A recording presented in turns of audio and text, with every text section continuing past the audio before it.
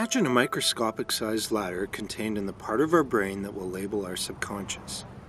The ladder of inference, which was first proposed by Harvard professor Chris Argyris, is the basis of this model.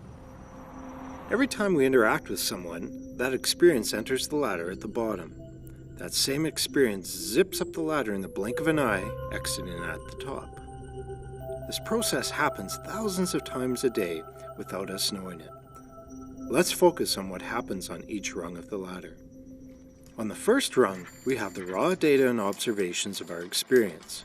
This is very similar to what someone watching a video recording of our experience would see. Moving up to the second rung, we filter in specific information and details from our experience. We unknowingly filter based on our preferences, tendencies, and many other aspects that we believe are important. On to the third rung, we assign meaning to the information we have filtered through. This is where we start to interpret what our information is telling us. On the fourth rung, a very crucial thing happens. We develop assumptions based on the meaning we created on the previous rung, and we start to blur the distinction between what is fact and what is story. On the fifth rung, we develop conclusions based on our assumptions. This is also where our emotional reactions are created. On the sixth rung, we adjust our beliefs about the world around us, including the person or people involved in our experience of the moment. On the seventh and final rung, we take action based on our adjusted beliefs. Still with me? Great! Let's take a real-life example and run it up the ladder to see how this all works. Have you ever been cut off in a parking lot, signal light on, as you steer toward your coveted spot only to slam on your brakes at the last minute as someone pulls in front of you and steals your spot away? Imagine that experience and notice all of the data and observations landing on the first rung of your ladder. Now let's watch what we pay attention to on the second rung. Who cares that it's sunny out and the birds are chirping? The 50% off sign outside of your favorite store is meaningless. You filter in the sensation of your grip tightening on the wheel, you feel your blood pressure rise, you hear the squeal of your brakes, and you notice the expression on the face of the other driver as he pulls in front of you and quickly looks away. Time for our third rung. Ever since you were young, your parents taught you the importance of waiting in line and taking your turn. You live and die by the rule of first come, first serve. And now this guy has just stolen your spot. What gives? Up to the fourth rung we go. Watch closely as our assumptions take over and our story creates itself. That stupid jerk. Didn't his parents teach him anything? How could he not see my signal light? He must never pay attention. Why does he think he's more important than anyone else?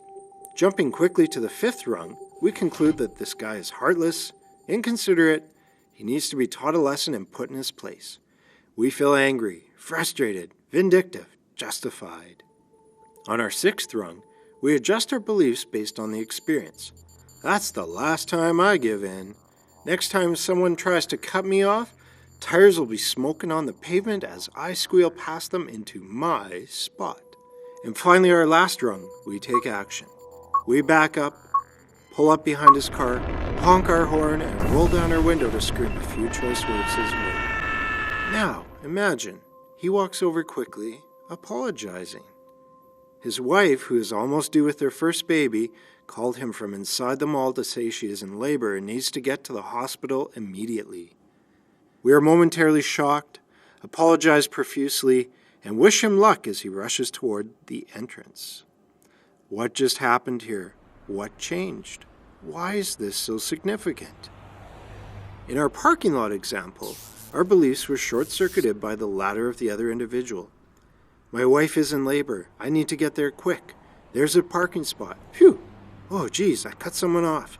I better apologize quickly so they don't think I'm a jerk. But what if we were able to short-circuit our ladders ourselves? Proactively, by choice. Guess what? We can. Let's return to our unique human function of free will.